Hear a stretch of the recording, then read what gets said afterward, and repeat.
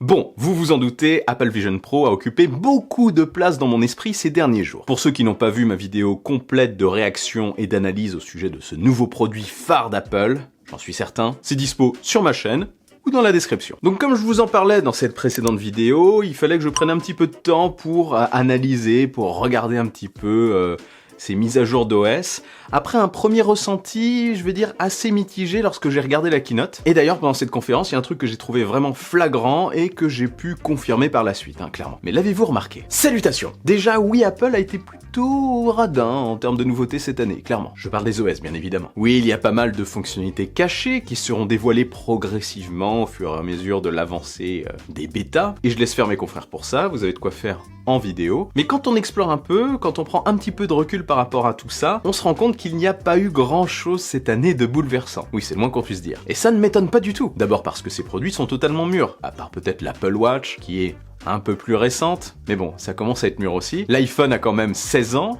Oui, ça ne nous rajeunit pas tout ça. L'iPad a 13 ans, quand même, ouais. Et le Mac...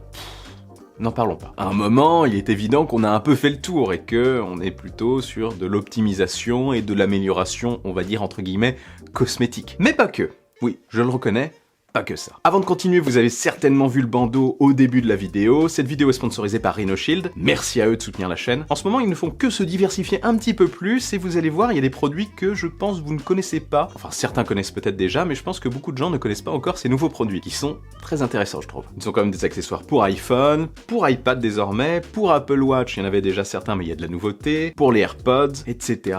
Bref, c'est de plus en plus complet. Déjà pour l'Apple Watch, comme vous le savez certainement, ils proposent des coques de protection, mais maintenant, ils ont sorti des bracelets d'Apple Watch. Bracelets tressés que j'utilise tous les jours depuis que je l'ai reçu, tant je le trouve agréable. C'est disponible pour toutes les tailles d'Apple Watch, il est résistant à l'eau, à la transpiration, et je trouve super confortable. Pas d'irritation ni de démangeaison de mon côté. Ce qui est vraiment sympa, c'est qu'il est ajustable, et que quand on le porte, on a vraiment l'impression d'avoir un bracelet tressé sur mesure. On peut le régler, on peut le resserrer, le desserrer, c'est cool. Il est très souple et durable, il ne se déforme jamais, vous n'aurez pas le bracelet totalement détendu après quelques temps d'utilisation, et ce qui est vraiment sympa, c'est qu'il est 2 fois moins cher que celui vendu par Apple. Et réglable, je le rappelle, ça fait réfléchir. Donc ce bracelet est disponible en 6 coloris très sympas pour l'Apple Watch de 38 à 49 mm comme je le disais. Pour les couleurs, j'aime beaucoup le noir qu'ils m'ont envoyé, et le bleu aussi que j'utilise le plus souvent. Mais ce n'est pas tout, ils ont enfin sorti, où est-ce que je l'ai mise? Là, des coques pour iPad. C'est dispo pour iPad Air 4 et 5 pour l'instant, et ça reprend le concept des autres produits similaires de la marque. La coque offre une protection complète en 2 parties, souple à l'extérieur pour absorber les impacts et rigide à l'intérieur contre les rayures. On a un emplacement pour Apple Pencil, notez que du coup il ne sautera pas pendant les déplacements, et la charge bien sûr fonctionne toujours. Elle est fournie avec un rabat magnétique amovible, ça c'est très cool, on peut l'enlever donc. On a 5 modes de support, bref c'est très efficace tout ça. C'est personnalisable évidemment comme les autres produits RhinoShield, Collab et Design RhinoShield compris. Sinon vous avez toujours les coques pour smartphone pour habiller au mieux votre iPhone favori, la clear transparente qui ne jaunit pas, la Solid Suit coque complète ultra résistante au choc. Elles sont personnalisables grâce à un millier de designs disponibles et dispo aussi en version MagSafe. Comme d'habitude, si vous êtes intéressé, vous retrouverez le lien dans la description de cette vidéo et n'oubliez pas que vous avez moins 5% avec mon code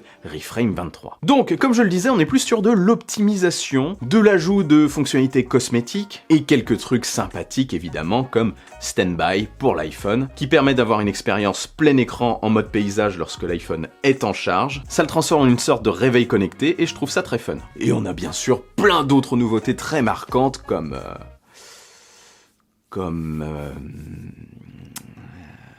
Ah bah non. Oui, j'en rajoute, il y a quand même des trucs sympas, comme les évolutions de AirDrop, dont NameDrop, pour partager des super nouvelles fiches contacts entre iPhone, AirDrop aussi qui peut continuer en ligne, le journal intime pour ceux qui aiment ça, et des trucs facilitant l'utilisation de messages, d'iMessage, et rendant le tout plus fun. Pour WatchOS, ce qui m'a marqué c'est la seule, entre guillemets, vraie nouveauté, l'accès rapide à des widgets. Pour iPadOS, ce qui m'a marqué c'est l'arrivée de l'écran verrouillé, personnalisable, comme sur l'iPhone, qui le reprenait à l'Apple Watch, avec la possibilité de switcher entre différents écrans verrouillés, de la même façon entre ces 3 produits. Et le point fort de macOS, c'est l'arrivée aussi de widgets sur l'écran. Je m'arrête là, est-ce que vous n'avez pas déjà remarqué un petit truc? Beaucoup de nouveautés principales, dont les nouveautés iMessage, les nouveautés par rapport à FaceTime, la possibilité de laisser des messages vidéo, les nouveautés aussi avec la synchronisation pour faire des visios avec l'iPhone et l'iPad pour utiliser leur caméra sur l'Apple TV, et les widgets qui sont disponibles désormais sur iPhone,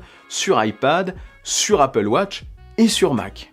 En fait, Apple est vraiment en train de relier, en train d'uniformiser tous ces OS, tous les OS actuels. Je mets un petit peu de côté Vision OS, dont on aura plus d'informations dans les prochains mois. En fait, ça m'a vraiment donné l'impression que petit à petit, ça commençait à devenir un seul et même OS. Un OS dont toutes les fonctionnalités sont progressivement déportées sur tous les produits. Et la présentation express et condensée de l'ensemble, à cause du lancement du casque, bien évidemment, a accentué, je trouve, ce sentiment. Ça a accentué cette sensation. Ça a été présenté, je trouve, comme un énorme bloc, de manière express. Ils ont d'ailleurs présenté les produits bien avant. Un bloc dans lequel on a pioché des idées par-ci, par-là, pour les appliquer sur l'un ou l'autre de ces OS. En fait, ça rend tout simplement l'expérience globale de l'écosystème Apple toujours plus ludique. L'utilisateur ne sera plus perdu, mais plus du tout perdu, en passant d'un Mac à un iPad, d'un iPad à un iPhone, de son iPhone à l'Apple Watch. Il retrouvera, sous différentes formes peut-être, mais très proches, les mêmes fonctionnalités. Ça se fusionne tout ça, clairement. Et ça permet de faire une continuité entre l'ensemble. Les widgets peuvent être transférés de l'iPhone au Mac. Ça, c'est pas mal. On peut avoir les mêmes. Après, évidemment, l'absence de grosses nouveautés marquantes cette année a une autre raison. Avec le lancement de l'Apple Vision Pro, leur casque de réalité augmentée, enfin de réalité mixte, et l'introduction de Vision OS,